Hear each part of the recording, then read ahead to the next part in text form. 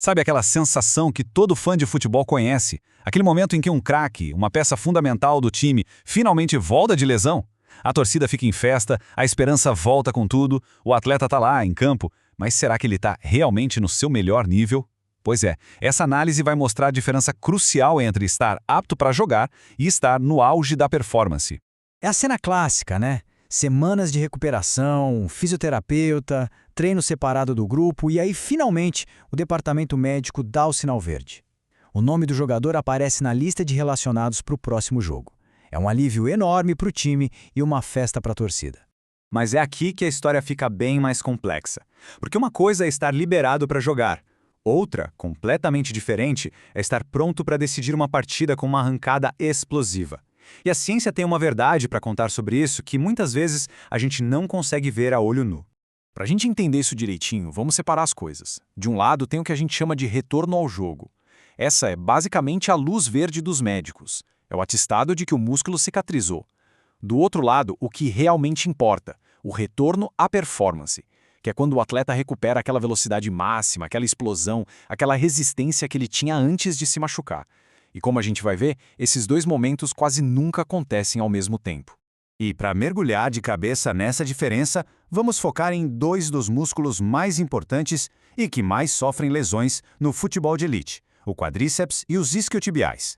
A analogia aqui é perfeita. Pensa no quadríceps como se fosse o motor de um carro de corrida. É ele que gera a potência bruta para chutar, para pular, para arrancar.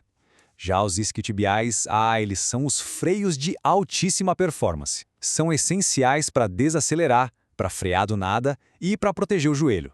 Um precisa do outro para a máquina funcionar perfeitamente. E aqui é que está o centro do problema. Lesão nos isquiotibiais, nos freios, é uma verdadeira praga no futebol moderno. É a causa número 1 de desfalques nos jogos. E o pior de tudo, a frequência dessas lesões só vem aumentando, o que custa pontos, títulos e uma fortuna para os clubes. Mas espera aí, como a gente pode ter certeza de que essa queda de performance realmente existe? Bom, isso aqui não é achismo não, é ciência pura.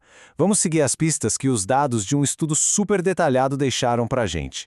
Então, pesquisadores publicaram na revista Biology of Sport uma análise fantástica. Eles passaram 5 temporadas monitorando os dados de GPS de jogadores de um clube da elite espanhola. O que eles mediram? Basicamente a velocidade máxima e a distância percorrida em alta intensidade, comparando os números de antes e depois das lesões. E o resultado que esses dados mostraram é, para dizer o mínimo, chocante. Dá uma olhada nisso. Aqui na esquerda está a recuperação de lesões no quadríceps, o motor. Repara como os níveis de performance voltam ao normal rapidinho, de forma bem estável. Agora, olha para a direita. Para os isquiotibiais, os freios, a história é outra, né? A queda é brutal e a recuperação nitidamente é bem mais lenta e difícil. A diferença é gritante. Vamos até dar um nome para esse fenômeno. A ressaca dos isquiotibiais. É tipo um efeito colateral que não vai embora. Um déficit de performance que fica ali, assombrando o atleta mesmo depois dele já estar liberado e jogando partidas oficiais. O ponto mais crítico desse gráfico é o tal do pós-1.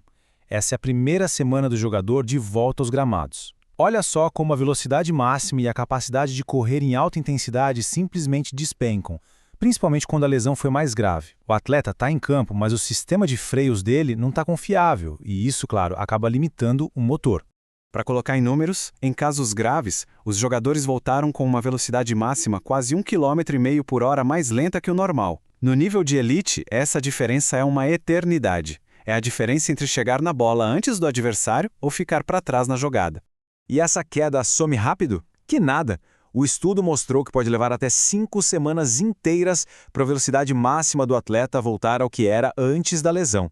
Pensa bem, são 5 semanas jogando com um freio de mão meio puxado, onde cada jogo é um risco. Tá, mas por que isso acontece? Os próprios autores do estudo dão a resposta, resumida nessa citação.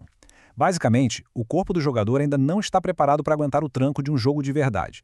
O músculo pode até estar cicatrizado, mas ele não foi condicionado para as demandas extremas de uma partida de 90 minutos.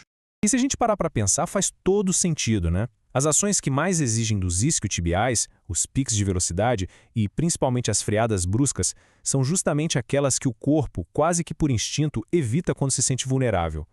O jogador, às vezes sem nem perceber, se protege e com isso a performance cai.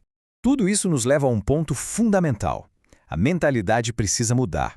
O objetivo final não pode ser apenas retornar ao jogo.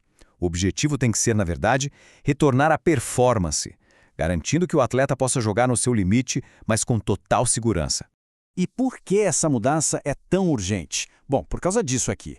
A consequência de apressar essa volta é brutal. A taxa de uma nova lesão nos isquiotibiais chega a 34%. Pensa só, 1 em cada 3 jogadores se machuca de novo na mesmíssima temporada. É um ciclo vicioso e muito perigoso. Então, qual é a solução? A pesquisa aponta um novo plano de jogo, uma abordagem mais inteligente. Primeiro, a reabilitação tem que ser específica, pensando no tipo e no local exato da lesão. Segundo, o retorno às atividades de alta intensidade precisa ser gradual, monitorado de perto. E terceiro, e talvez o mais importante de tudo, a comunicação entre a equipe médica e a de performance tem que ser perfeita. Elas precisam trabalhar como se fossem uma só. Então, da próxima vez que um jogador importante voltar ao time, vale a pena observar com outros olhos. Ele pode estar ali, com a camisa, correndo no gramado, mas a pergunta que realmente importa é: ele já recuperou a sua performance? A resposta para essa pergunta pode definir não só o resultado do jogo, mas o futuro da carreira desse atleta.